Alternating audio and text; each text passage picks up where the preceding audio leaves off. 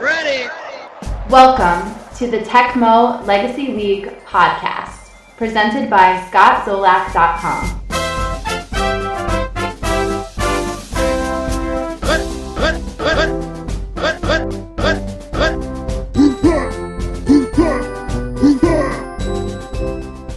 And what do you want for Christmas, little boy?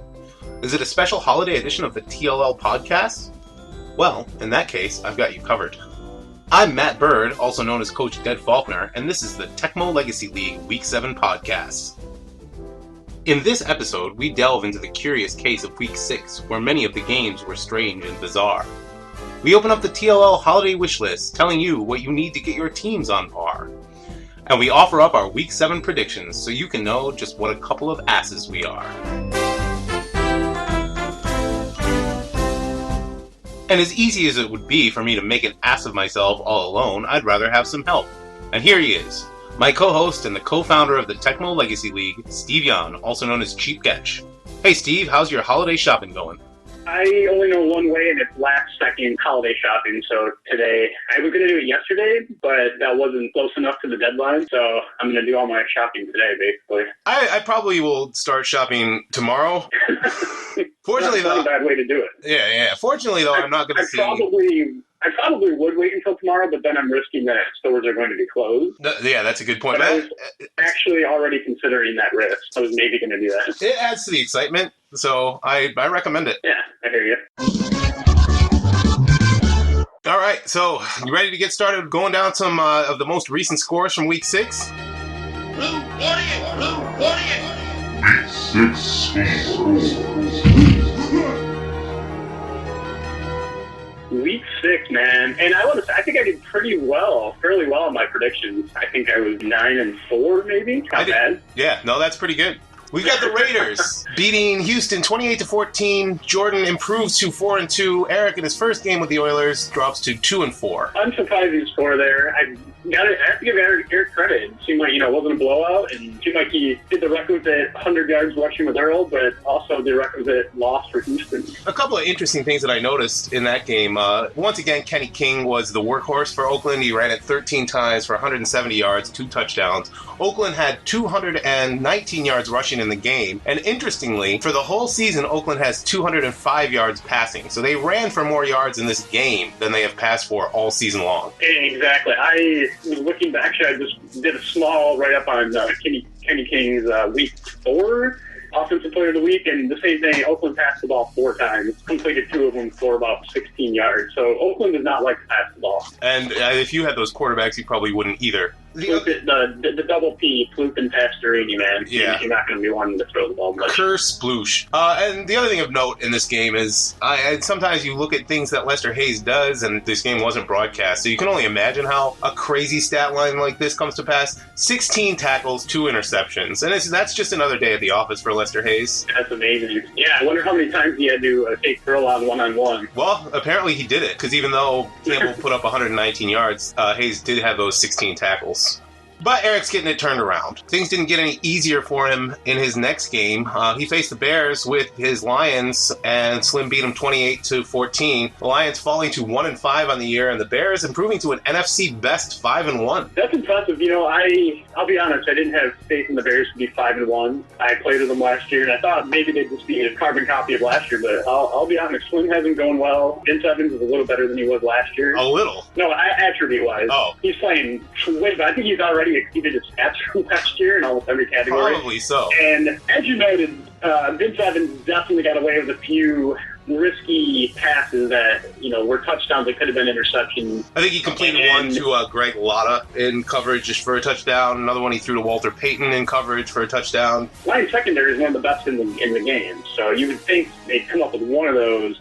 From Eric's side, from the Lions' perspective, I think Eric quickly latched onto Billy Sims. 18 carries for 166 yards. A big game from Spinning Billy. Yeah, he's pretty impossible to stop from what I've seen. He's out of 6 games, he's gone over 100 yards 3 times, but the Lions only had 1 victory against Seattle in 6 games. So it's pretty disappointing season for the Lions. They had playoff aspirations, and for the first time since 1977, it doesn't look like it's going to happen. Well, you don't want to write them off just yet. 1-5, that's going to be tough.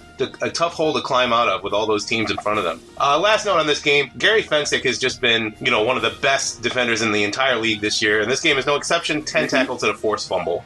From what I saw, going back a few weeks to when Chicago played Atlanta, it was really Fensick. That was what allowed Chicago to minimize the Atlanta attack from what I saw, and then it eventually allowed Chicago to win the game in overtime. So Fensick, he's been huge this season. I wasn't nice to the rookie in his first game against me. My Vikings beat his Chiefs 28-24 to improve the Vikings to 3-3 and drop the Chiefs to 2-4. So what happened there? Were you down in this game? And then I was way down, actually. At one point, I think starting the fourth quarter, I was down 21-7. And I have to say, up to that point, I felt like it was the unluckiest game of Tecmo I'd ever played in my life. Okay, the first half featured 3 injuries. My starting quarterback, Tommy Kramer, one of my starting wide receivers, Sammy White, my best safety, Tom Hannon, all injured in the first half. I lost a fumble. I had another third down play, I recall, where I fumbled and it went out of bounds, but the players bounced it around for so long that it ended up going about 8 yards backwards. So instead of picking up the first down, now I was facing 4th and 8. Also, I don't know if this is a strategy of Eric's, but Steve Fuller was 10 of 12 for 202 yards with 2 touchdowns, definitely his best game of the season. And I would say 6 or 7 of those completions came on little timing hook patterns that resulted in jumping catches in coverage. It was really frustrating, and I felt like he was planning it, so that's something to watch out for from him. He could have been. I could add a small anecdote. When the Bills played the Colts, he tried a similar thing. Unfortunately, Burt Jones overthrew the receiver by about 20 yards and it was intercepted. So maybe he is trying that. I tried that against Jordan and also had the same result through an interception. It's a risky pass, especially if you have a bad quarterback, because a bad quarterback will often just throw it towards the middle of the field or way off target. So it is, it can be a risky pass to throw. So yeah, up until that fourth quarter, I felt like I was playing well. The Vikings' usual strategy, like I told you, is a whole lot of Ted Brown, and he got a whole lot of Ted Brown. 10 rushes for 158 yards and 2 touchdowns. As a side note, Brown is only one of only 6 running backs averaging 100 yards a game this season. And trivia question, can you name the other 5? The other 5? Well, it has to be, I would think, Billy Sims, Walter Payton, Otis Anderson. Yep. The other one, that's tough, but maybe, I looked at the list earlier, so it's kind of cheating. I remember Kenny King is up there, so I'm going Kenny King. Yep, you're right. Kenny King. But then, Steve Dills, who is not a good player, came in replacement of Tommy Kramer, threw only 3 passes in the second half, completed 2 of them, both for touchdowns. I scored early in the fourth quarter, recovered the onside kick, and scored again. Eric had a nice drive to kick a field goal and go up 24-21 with I believe 34 seconds left in the game. I got the kickoff and just threw one up. Ricky Young had 1 reception in the game, and it was right at the end, 83 yards for the game-winning touchdown, and I stole that one right at the death from Eric. But as I say, it was a strange game. If I had lost, I would have felt like it was the unluckiest game I'd ever played. That has to be tough for Eric. On the flip side, he's so close to taking his first TLL victory, man, and you rudely snatched it from him. I don't feel that bad, but, No, you can't feel bad in Tecmo, because as soon as you do, the exact same thing will happen to you. He's going to do that to me someday, and I'll have it coming.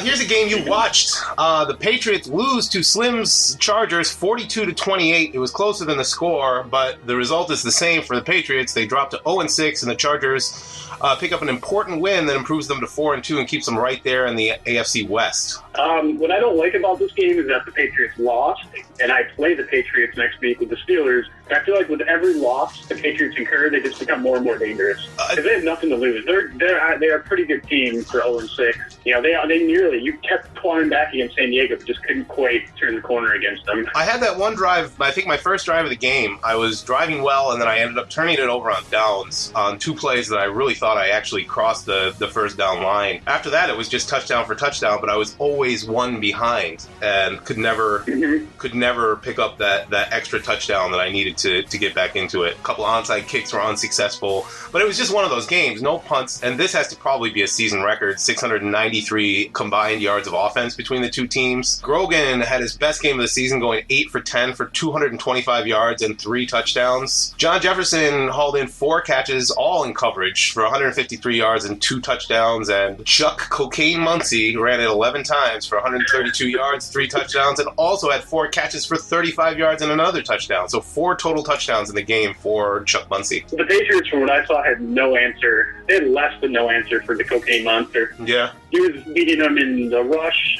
the pass, and one thing I definitely noticed was he had Muncie just had a wide open field on 90% of the run. The Patriot drones did not seem to be helping you out at all. He just had so much space to work with, like coming right out of the backfield. So it put a lot of pressure on your man defender to try and take him down, which oftentimes Muncie did shake your defender, but it's kind of hard because he had so many angles to go. Yeah, and I will say, I expect that with the nickel defense that I play. I expect to have to make a lot of one-on-one stops, and usually I do. I didn't play well in this game defensively, and I have no one to blame but myself. I have an interesting side note. Even though the Patriots put up so many yards in that game, they remain at the bottom of the league in offense. And as a matter of fact, curious note, if you look at their page on the website, they are ranked 29th in offense, which is interesting considering we have a 2018 league. I guess it is that bad, huh? Yeah. Man, maybe they hold the 28th and 29th spot. They're like, they're holding down the last 2 spots, maybe. Yeah, I don't know how to explain that. So Slim again. Brian absolutely clobbered him 35-20. The Cowboys over to the ethnic insensitivities, dropping the Washington team to 3-3. Dallas improves to 4-2, and quietly Dallas is right there. The score is a lot closer than the game. Dallas led 35-7 going into the fourth quarter. Tony Dorsett put up his first 100-yard rushing game of the season, 10 carries for 128 yards and 2 touchdowns. And Charlie Waters had 7 tackles and a forced fumble, and Wilbur Jackson went out injured after rushing it 5 times for 20 yards. Dallas is easing into the Danny White era. He's no Roger Staubach, but Dallas continues to win, and a lot of pressure on Danny White. Everyone's focusing on Dorsett. I think that's why he has had minimal yardage, probably a lot of called plays. But here's Dallas at 4-2, and really only game they really lost was the opening game to the Giants. And then as far as Washington goes, they were one of the most surprising teams to me out of the gate. I got crushed by them in week 2 with Pittsburgh, and it made me question the Pittsburgh defense. But all of a sudden, Washington's coming back to the pack. They're 3-3 now after a few losses. I'm going to have more to say about both of those teams in our wish list segment a little later on. So let's move it right along to another Brian game. And you were rolling with the People's Champ in your predictions last week, and that may have been a mistake. First up here, we have the Saints defeating the Eagles 28-22 in overtime. Saints improved to 5-1, and the Eagles dropped to 3-3. I did hedge my bet. I kind of cheated, but the Saints. I don't know what to think of the Saints. I think at this point they're 5-1, and you have to take them seriously. I know Brian said even he thinks they'll come back down to earth. And what's interesting about the Saints and playing the Eagles is that the Saints historically have been in many seasons the first half of the season team, and then they tank at the end. The Eagles are a second half of the season team. So we'll see. Can Brian prevent what happened to Ray in 1978? Ray had the Saints, I forget, they lost 2 games. They were like 10 games. Yeah, so, I think they were like 8-2. And then they ended up reaching the playoffs. Slim snuck in with them in 1976, so here they are. Yeah, he really backed in there. Not to call this a cheap win or anything, but it looks like it was a late comeback from the Saints. They did score 8 points in the fourth quarter, and I didn't really get to talk to either of these guys about this game, but it looks like maybe Brian tied it late with a 2-point conversion and then won it in overtime. As Al Davis said, just win, baby. That's all that matters at the end of the day. The Saints, they're 5-1, and they are the division-leading Saints, are they not? Yeah, with all that firepower of the Falcons and the Rams, it's the Saints that sit at the top of that division. That's going to be the true top for the Saints. They have 4 games against those teams. We'll see how many they can win. That's going to be a make or break for them, because those are 2 really, really good teams that they have to go through that they absolutely cannot avoid. I'll talk more about them as well, because they're about to undergo a significant litmus test. Same coaches. Tampa Bay Buccaneers 21-17 over the Seattle Seahawks. Brian's Bucks improved to 3-3, and Lou's Seahawks drop to 3-3. And I think now they're not in the playoffs anymore. Yeah, they're not in the playoffs, but they're right there. We're gonna still pull for them. We're gonna pull for them. And the interesting thing about the Bucks, from what I know, they're 3-3, but Brian has given them 2 skip game losses, I think. It's true. He has. And now he's won 2 games in a row with the Bucks. However, I do have to say that going into the fourth quarter, Seattle was up 17-7, and the Bucks outscored the Seahawks 14-0 in the fourth quarter, with Kevin House doing his best Steve Largent impression, picking up 4 catches for 196 yards and 3 touchdowns. So looks like a pretty cheap game from the stats. It's at this point, I think we know Brian's a fourth quarter player. I've heard a lot of NFL players say this too. Games are won in the fourth quarter. It's all about a bunch of stuff happens up to the third quarter. No matter what the score is, fourth quarter is crunch time. And Brian, 9 times out of 10, he comes up clutch in the fourth quarter. And he did here. He gets better as the game goes on, I think. Speaking of somebody who doesn't come up clutch in the fourth quarter, I lost to you. Your Pittsburgh Steelers beat my Cincinnati Bengals 16-7. The Steelers improved to an AFC Central best 5-1. The Bengals dropped to 2-4. And here's my professional analysis of the game. Fuck this game. I don't want to talk about it, so if you have something to say, make it fast. I'm just going to say Jack Lambert was the only one who came up clutch in the fourth quarter for anybody. He had a safety on Ken Anderson in the end zone. Those were the only points in the fourth quarter. Okay, that's enough. Brian's Denver Broncos beat Slim's New York Jets 21-14. Broncos go to 4-2. Jets drop to 1-5. Riley Odom seems like the man of the game, doing it both rushing and receiving. He carried it 5 times for 91 yards, and he caught 2 passes for 59 yards and a touchdown. And the Broncos averaged a tidy 13.9 yards per attempt rushing. Ouch. The Jets, they're awful on defense. They played a lot better in the last 2 weeks, though. They're keeping getting crushed in Buffalo, 42-14. They had a pretty exciting game against Cincinnati, and then closely contested game against Denver here. There's another one of those weird games, and I tried to crunch some stats and make some sense of this, but I still don't know what to say. But the Jets had 31 plays to the Broncos 14. You just don't know. I mean, I think with those types of games, I don't know because I haven't seen it, but I can just gauge from games that I've played and when that happens. It's where you're playing a team, say the Jets are maybe they're dinking and dunking, they're getting a lot of plays, and maybe they're barely picking a first down. But you can't do that all the way down the field. Eventually, turnover happens, you stall. So I'm imagining something resembling that happens where they get a lot of plays, but of course what matters most are the points. You have to score points. So I think that tends to be what happens is you're getting small yardage and maybe you're converting a few first downs. You eventually just have to get in the end zone. That's kind of tough when you're just inking and dunking down the field the whole way. Yeah, it's true. Kind of the opposite story in this next game. Your Bills beat Eric's Colts 33-7. Bills go to 6-0. Colts drop to 0-6. But looking at the stats, they were quite even. The number of plays were almost identical. Buffalo had 191 yards. Baltimore had 185. Both teams had a kick return touchdown. So my question to you is, how can such a statistically even game turn out to be such a rout? Well, I'll tell you what happened. Buffalo jumped on the Colts early. I think we went up 21-0 at halftime. Took advantage of Colts turnovers. I think he even went for it on fourth down a couple times. They stopped him. Third quarter, what happened is most of his yards, Curtis Dickey went into excellent, and Eric had his best drive of the game. I could not stop Curtis Dickey, and I think he even reeled off a really long run, 45, 50-yard touchdown run. And then, and I think in the fourth quarter, I think he gained some more yards, but I stopped him. He got down to about 10, but then I took over. And that was really the story. The Bills jumped out early. The Colts played a lot better in the second half. A lot better. Yeah, Joe Ferguson had the game of a champion. 5 of 6, not a lot of attempts, but tidy, 80 yards, 2 touchdowns. Yeah, he didn't really need to throw the ball much, and when he did, I think he was finding his targets. And Bills were pretty efficient rushing the ball, and the defense played pretty well. I think they gave up some yards, but they only gave up that one third quarter touchdown. And I Eric has to be happy with his running backs. Billy Sims, Curtis Dickey was lightning fast. Eric claimed that I was letting up, but I told him I was not letting up. It was just I couldn't get my hands on it. I tried several different kinds of defenses, different players, and he was just running right through me with Curtis Dickey. Yeah, I mean, it's easy to forget because Baltimore's so bad, but Dickey is a quality player. He is, yeah. What we thought was going to be a quality game turned out not to be so much. Jordan's Atlanta Falcons kind of stomp my Rams 28-17. Not really even sure it was that close. So both teams are now 4-2 and in second place in the NFC West. That was a tough game. The Rams are trying to play Ram ball, more ball control, keep it close and rely on the defense. You have to stop the Falcons from breaking out. And at halftime, that's exactly what happened. But in the third quarter, William Andrews busted loose. I was, yeah. That lead, that was about it. I actually forgot that I was leading 10-7 at halftime because it really was such a dominant third quarter with Andrews. I just couldn't stop him. And the other thing was, the Rams' offensive line was completely dominated. I had no time to throw. Didn't trust my running game. Only ran it 2 times. So it was an ass whooping. It's surprising too because the Rams do have one of the better O-lines in the league. I mean, they're probably top 10 or so. That rematch is going to happen pretty soon, and I've already started thinking about a different approach, so hopefully things will be different for me down the line.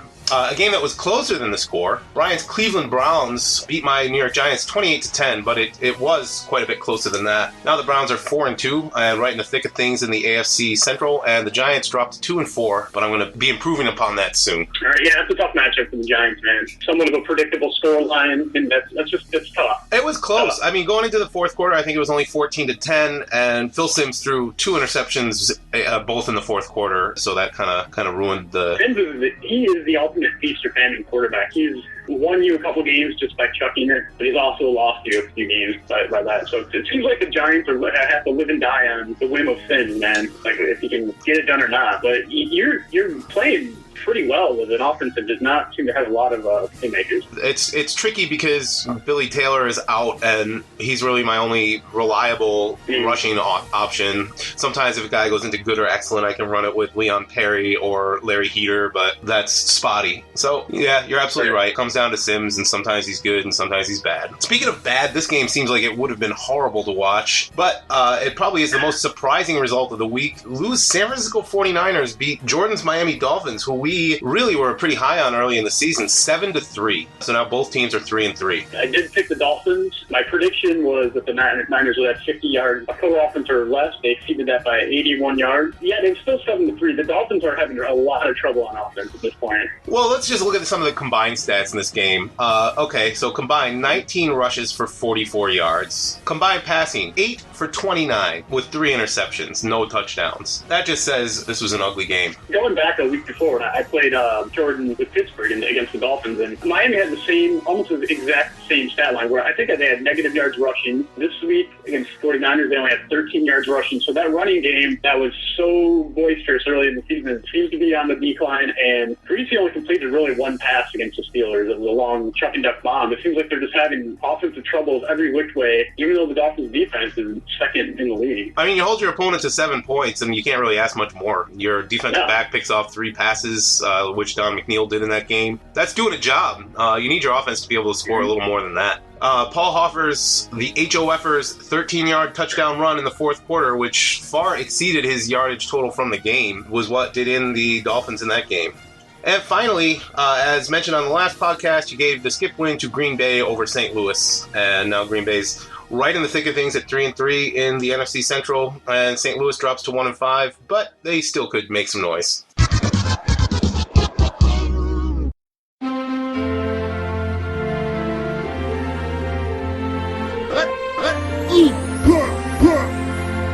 Hey Steve, can you hear it? I can, man. It's the sound of 8 tiny reindeer fluttering through the sky. It's time for the Tecmo Legacy League Holiday Wish List. Oh, man, that's what I came here for, really. That's what I signed up for right here. Well, in this segment, we're going to go through each of the 7 coaches in the league, including us, and say what we think might be on their Tecmo Holiday Wish List. So let's start with a new guy, Eric. I know exactly what Eric wants. See, this is what Eric wants. Eric wants that cozy feeling of console Tecmo Super Bowl 3. Yeah, I agree with that. Very different on the emulator. He's having a hard time getting used to the slight delay. Things are feeling a little foreign to him. It's been kind of a kick in the ribs to him this start to his TLL campaign. But interestingly, we may have a remedy for that. One of his running backs is the ever-feared Earl Campbell, who since his playing days has come out with Earl Campbell's barbecue rib rub. So for that kick in the ribs, maybe Eric can get Earl Campbell to come by and rub his ribs with some of the barbecue rib rub of his.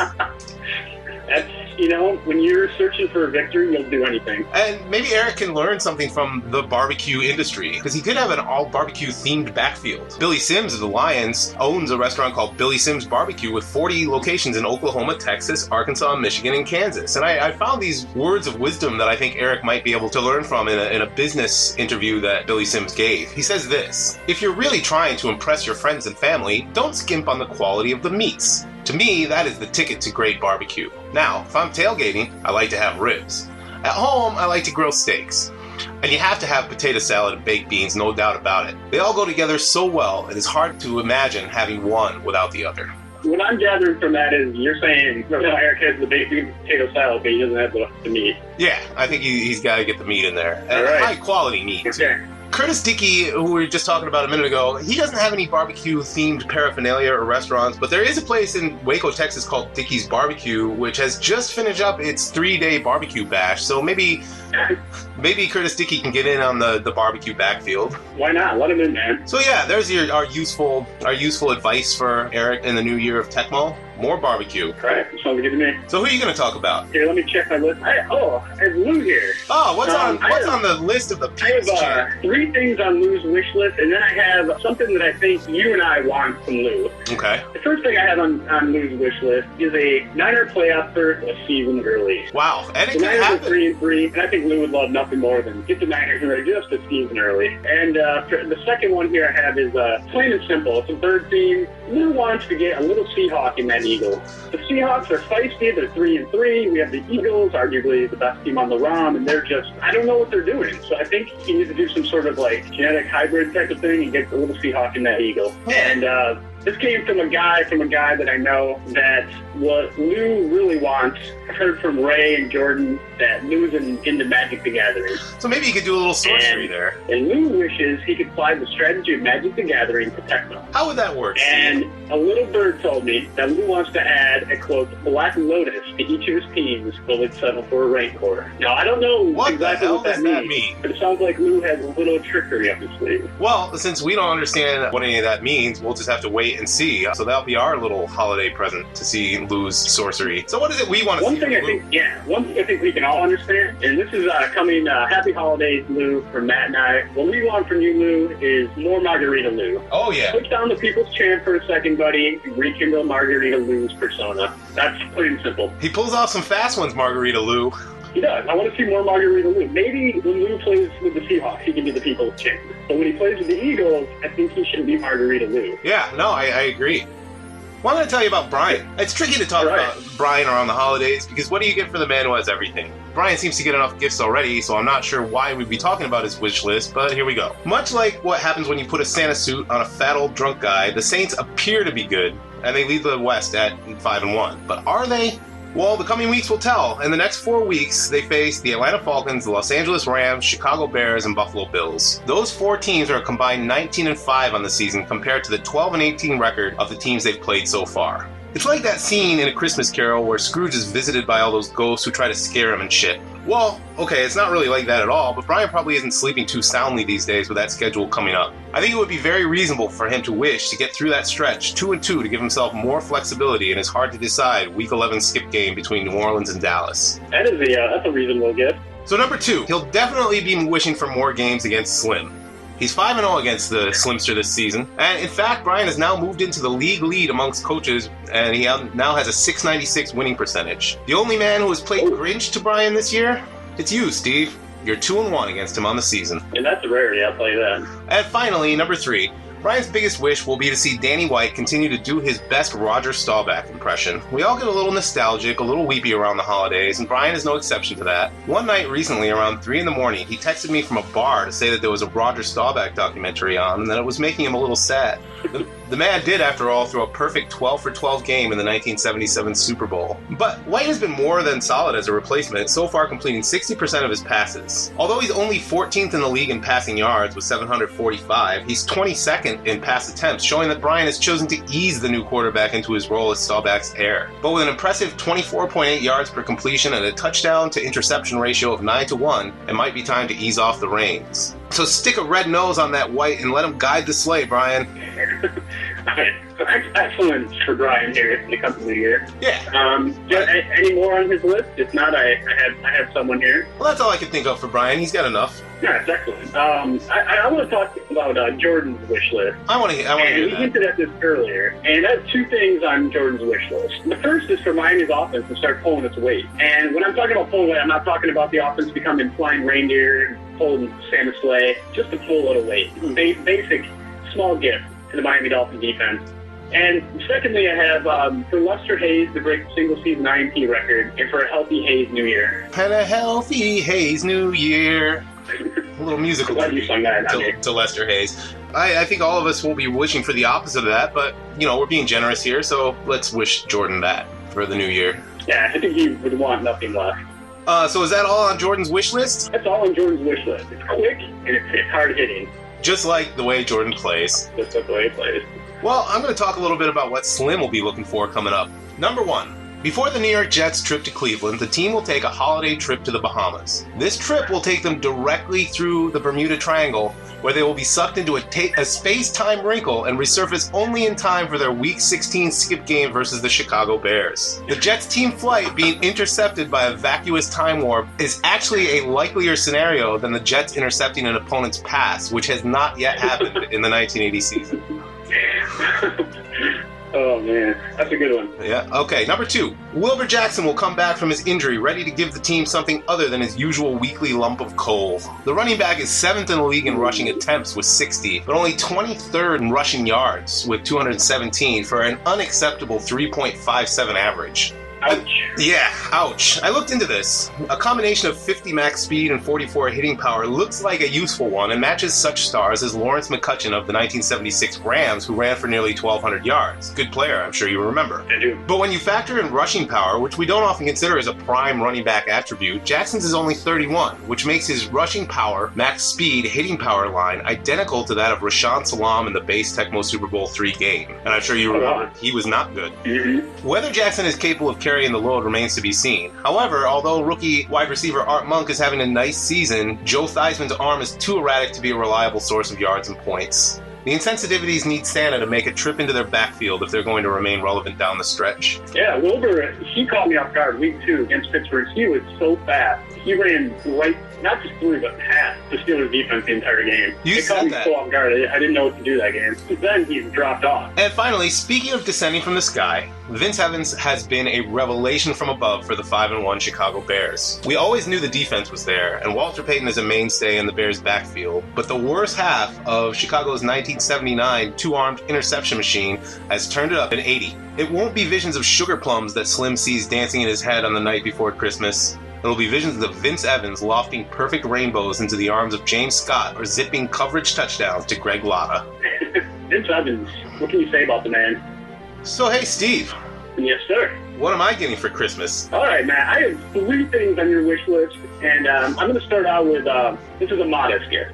Okay. It's a modest gift that allows Steve Grogan to reach 30. I had 30, but then he played fairly well against the Chargers, so I'm going to up it to 35. He's up to 36 right now. 35% completion percentage for the season. Nothing fancy, much like a pair of socks. As far as the Patriots go, Matt, what I think you want is clothes for Christmas. Yeah. Basically. Yeah, it's like when you look in your stocking, you don't expect to find like a new Nintendo game in there. You're gonna find some Right. socks and a lottery ticket, and that's all you're looking for. Right. And secondly, I have, you want to go back to the past. You want to go old school. You want to play one more game of Buck Jets, and once again, paint pumpkins with Rick Meyer and Brownie Nagel. I definitely do want to do that. You're right. That's just taking it way back. And who knows, maybe play one last game against the Hippo, playing with his feet with the little cardinal, with foam finger on his head. And lastly, this is what I think you secretly want. Okay. Matt secretly wants the Steelers to win a Super Bowl this season. Yeah, I don't. And that's why I say secretly. You're not going to admit it publicly. No, I'm gonna say publicly and privately, I don't want that. I would be furious if you won the Super Bowl with Pittsburgh. Actually.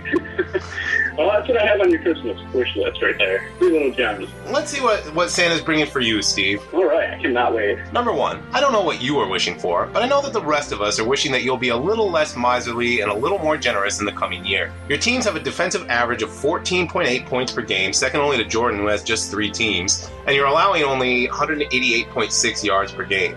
You know, people have different kinds of aunts and uncles that you see around the holidays. I'm like the cool uncle, the one who knows what kids want and gives you the awesome new game or the latest G.I. Joe toy or a new bike or something. I had an uncle like that. My parents knew that I was excited about a new football game with real NFL teams back in 1991, so they got me one.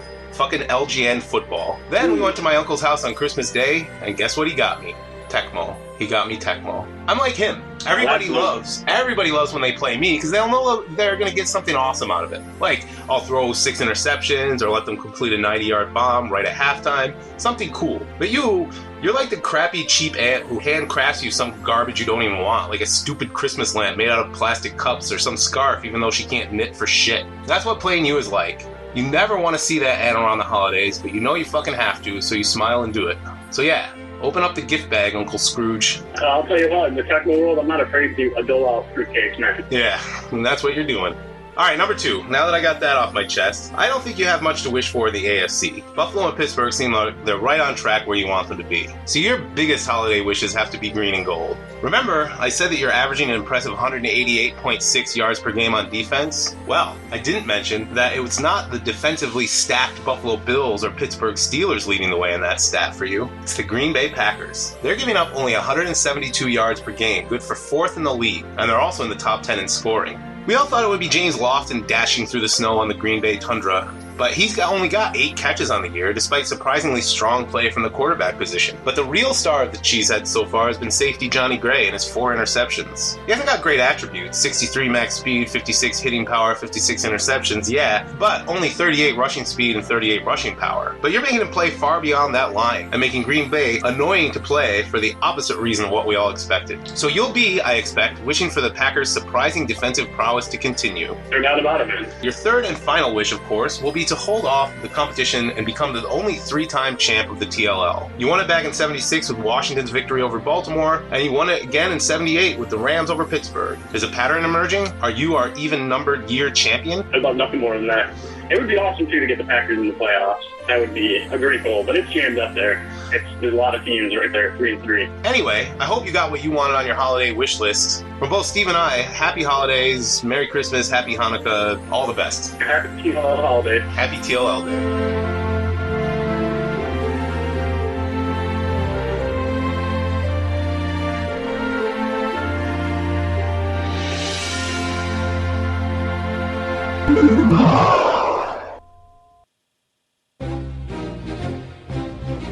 So our final gift to you on the holiday podcast is going to be our predictions.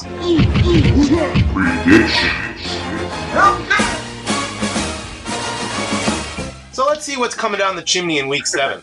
First up is maybe the most anticipated game of the week. The Atlanta Falcons, Jordan, taking on the New Orleans Saints. Brian. Do I finally pick the Saints? I think I picked against them every week, but they always win. Is this the week that I picked? I'm coming right out. I'm saying the Falcons are going to win by a lot. I'm going to come right out and say the Falcons are going to win, but they're not going to win by a lot. Okay. What are you thinking for a score? I don't know. I don't know how to explain it, but Brian has kept every game close with the Saints. Well, not every game. Yeah, not every game, except for the game they lost. I think he somehow has a pulse on the Saints. You combine that with he knows who he's playing. He's playing the Falcons. He's playing Jordan. And he's just going to come out loose. I think it's going to be extraordinarily competitive. That defense, Atlanta, is going to be too much. But consider, the Falcons, prior to playing the Rams, they gave up over 30 points in back-to-back games. It's true, but Archie Manning is no Vince Evans, I'll tell you that. That's true. That's true. No one's ever mistaken Archie Manning. In his lineage, and he had sons and all that, no one has mistaken any of those quarterbacks for Vince Evans. No doubt. The question in our next game is, how mad are the New England Patriots at this point? They take on your Pittsburgh Steelers. How mad are they? They're pretty fucking mad. Yeah, I'm gonna say that I'm gonna finally score 20 points against you. I'm gonna win this game 24-10. Wow. Ooh. Wow, 24-10. I just picked a random number. They haven't given up 20 points in the season, I don't think. Yeah. Maybe. It's a Christmas miracle. I would not put it past the Patriots to beat the Steelers. I think they have the sort of team to do it. For me, it's going to be a question of what New England Patriot defense shows up. Can the Steelers are much like the Dolphins, where they need a little more out of their offense. Yeah, they definitely do. They rely far too much on the defense, field position, that sort of stuff, to win games, and so far it's working. But you can't win every game like that, and eventually you need to have the offense break through. It's a tough one to call.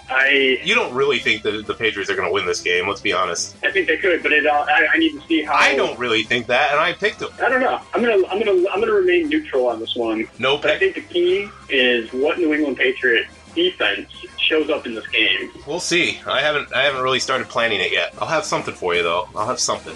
Here's a game between teams with question marks all around them. The Washington ethnic insensitivities are on a bit of a slide. They take on loose Philadelphia Eagles, who are still slip-sliding away. And Wilbur Montgomery is off the team, right? Yes, and so is Wilbur Jackson. So both running backs are out. Oh, yeah. I'm going to go with Washington in this one. You think so? I think it's going to be due to personnel and just strategic approach. I think Slim will do what he does on defense. I think he'll be able to negate what the Eagles want to do on offense. And they don't have Montgomery. Without Montgomery, what do the Eagles want to do on offense? They have Leroy Harris, who's slow but with a lot of hitting power. they're going to have to pass the ball more. Unfortunately, the Washington football team has 2 elite cornerbacks. I think they're going to shut down the Eagles. I don't see a lot of production.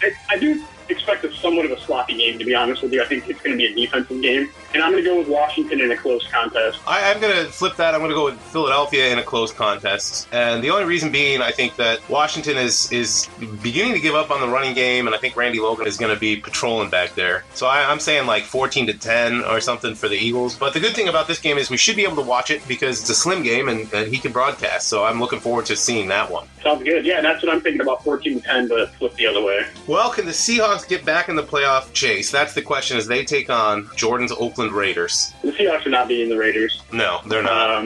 Seahawks have a few cracks. I would really not call them cracks. I would call them gaping crevasses. Gaping crevasses. And I looked briefly, and I don't know if I have this down exactly, but I believe the Seahawks, if they're not giving up the most points in the league, they're like giving up the second most points in the league. I expect another heavy dose of Kenny King. Go 24-14 or 31-14. Okay, yeah, that's a good prediction. I'm not going to disagree with that. I'll go same result, same number. I could throw something different out there, but I won't. More people's champ. San Francisco 49ers versus the hot Chicago Bears. 49ers are a really strange team. They've won some interesting games. They're a lot more... They do have a fairly good offense, though. But the Bears, I don't see the 49ers strategy working against the Bears. I think Walter Payton's going to run right through the 49ers defensive strategy. They are not hard to run on that team, I'll tell you what. And Chicago is completely geared up to do just that. I am thinking something like 31-10 Chicago, something like that. Yeah, I think so, too. I'm going to say it will be Chicago by a wide margin in this game. Okay, here's one that the first matchup was too close to call, and I bet this one will be too. My Vikings versus your Packers. This is a tough one. Going back to week 1, Green Bay lost 27-26. They missed an extra point. That was the difference. That was a wild game and a fun game. I think it might have been the first game I played for the season. That was a really fun one. To be quite honest, I had no idea what to expect at this point. The Packers are, in a lot of ways, a far different team than they were week 1, than they're going to be week 7. I'm sure the Vikings are too. The Packers were successful against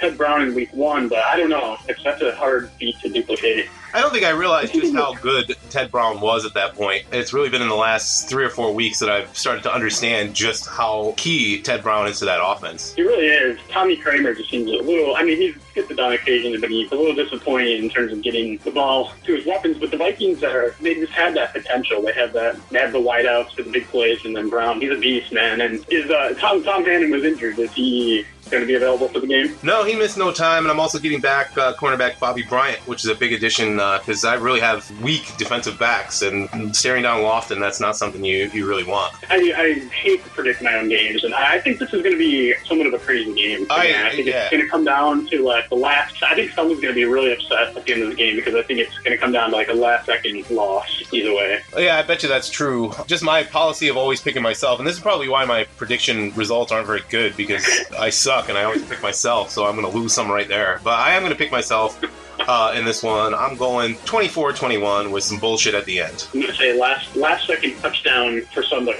I don't know who. Here's a potential target for Eric's first win. His Chiefs take on Brian's Bucks. Taxman. Eric's getting a lot better in a short amount of time. The Bucks appear to be playing pretty well. Well, I don't know. I mean, they got a lucky win against the Raiders in the last second. It looks like they pulled out some fourth quarter shenanigans against the Seahawks. This is a tough one. It could possibly be the Chiefs' first victory, but I picked a lose sweep last week against Brian, and I'm going to flip the script, and I'm going. The Bucks are not going to lose to the Chiefs. Brian doesn't want to be the first person to lose to Eric. It's not going to happen. I think the Chiefs will play somewhat competitively, though. I do. I think their defense is pretty good. Tampa Bay really doesn't have much threat on offense. Yeah. So I'm thinking, I do think Tampa's going to win, but it'll be like 17-7, maybe. Yeah, I was thinking that maybe 17-7, 17-10, something along those lines. My Cincinnati Bengals coming off that loss take on the Denver Broncos. I'm picking the Bengals. One of the best games of the week here, I think. It should be, yeah. Bengals are way better than their record, I believe. They are. The Bengals are a good team. They had some limitations, but they're a lot better than their record indicates. They've had a difficult schedule. The Broncos are a hard team to figure out because they overall played really well, but then they lose to the Seahawks. They really beat the Jets. You don't know what to expect out of this game. I like what I saw of the Bengals defense. They were extraordinarily aggressive against Pittsburgh. This is a tough one to call. I'm going Bengals. Me too. Bengals in a close game. Close game that comes down to the end. I'm going I think the Bengals are going to notch their third victory of the season. Yeah, I certainly don't think it's going to be a blowout, but I agree. I think the Bengals are going to win this game and keep their season alive. They need it. Here's one that's probably going to be not that tough to call. Brian's Cleveland Browns versus those New York Jets if they don't get lost in the Bermuda Triangle. Yeah, Browns. Oh, what are we going to go with here? 49 to 49. 14, maybe 21. The Jets maybe with a few late cheap scores. The Browns are going to roll right through the Jets. It's almost like the Jets aren't even there in your prediction. Yeah, I was thought they're not there. Even though Slim has had them play the Broncos well. He's keeping games close. Cleveland just has a great offense. They have the second best offense in the league, if not the first. I mean, they're right up there. So first or second, you take your pick. Yeah, I'll agree. And the Jets have no defense at all. I don't know that the Browns are going to score as many as 49, but they're going to score a lot, and you're right, it's going to be an easy one. Here's another shot for Eric in a game that he probably is favored in, I guess. The Houston Oilers versus your St. Louis Cardinals. I would think so. It's going to be tough on how much has the young Padawan learned. Yeah, this has Eric's first victory written all over it. It's going to be tough. I am going to go with a somewhat low-scoring grudge match with Eric pulling out the victory. 17-10 Oilers. Eric notches his first victory of the season. I'd like to see him pull out a result here. Nothing against you, but something that would really boost the confidence. I'm going much more extreme than that. I'm going 31-10. Well, we'll see if that lasts. Now that really makes you want to win the game. Okay, yeah, right. I could be the first coach to go over in his predictions this week. Here's one. Those aforementioned Dolphins are playing host to your Buffalo Bills. Can Jordan right the ship against you? I think the Dolphins give the Bills with their first loss of the season. Really? I do. I played a doubleheader against Jordan 2 weeks ago. Not a favorable result for him. I took both games. The Pittsburgh Dolphin game, like I said, it was a defensive slugfest. He wasn't happy. We'll see. I think, I'm going to say he's coming for revenge, and I think he's going to pull out a victory. I don't think either team is going to score 20 points, so it's hard to call when something is almost bound to be a really low-scoring, testy affair, but I think the Bills have enough to see them off. I'm going to say 14-7 for Buffalo. This is something that's unbelievable to me. I can't believe how many points the Bills have actually scored this year.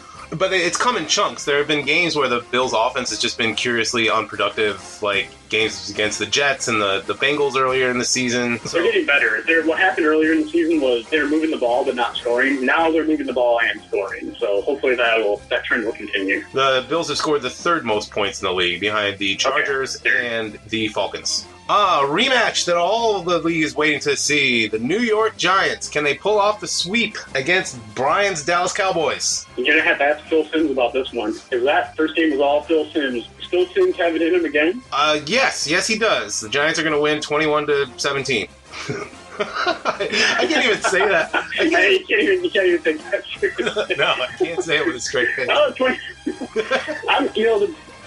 The Giants do not, on paper, they have a good D-line. They don't seem to have, a spectacular defense, but every time I play that defense, they're really fast. They always seem to cover well. The Dallas is coming for revenge. And historically, the Giants have played the Cowboys really well, no matter what the coaching matchups are. I get Brad Van Pelt back, and that's a must. I don't get Bobby Taylor, so that's or Billy Taylor, that's a blow, but let's face it, if I'm going to beat him, it's not going to be running the ball anyway. Right. I think, the Cowboys will win this game. No, I don't.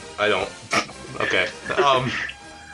Well, here's a game that I probably can pick myself in with a straight face. Eric is bringing his Baltimore Colts into Los Angeles to take on my Rams. Yeah, the Colts, again, I keep saying it, but I think they're the worst team on the ROM. I know they have some offensive talent. They don't have much on defense, although he played well with the Colts defense, I thought, against Buffalo. He really adjusted. But the Rams are going to win this game. I'm going to go maybe 28-14, something like that. Yeah. I don't think it's ever going to be close. I think the Rams pull away, and then the Colts might get another touchdown at the end, maybe. But I think the Rams win this relatively easily. Not a blowout, but they cruise. Yeah, well, I'm going to be careful because it's a trap game. The Colts don't look good, and the Rams do look good, so I'm going to be careful. But I do think that that's a pretty reasonable prediction there, so I'll just agree with you. And our final game of the week, no skip games this week.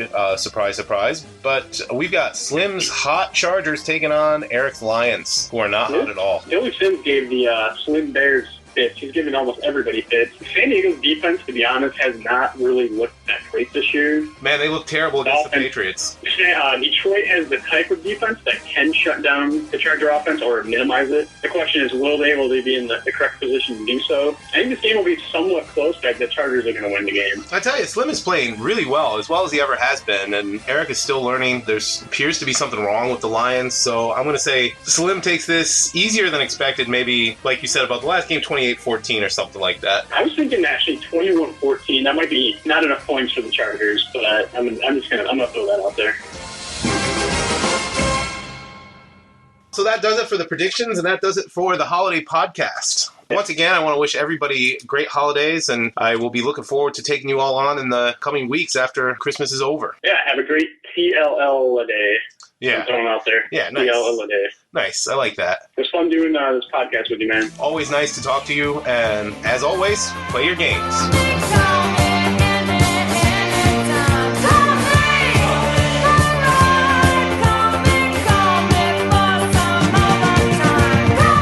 To keep abreast of all the TLL action, head over to scottzolak.com/thelegacy. For live game broadcasts, tune into twitch.tv/TechmoLegacy and follow us on Twitter at TechmoLegacy for notifications when we go live. And for much, much more on Tecmo Super Bowl, visit techmobowl.org.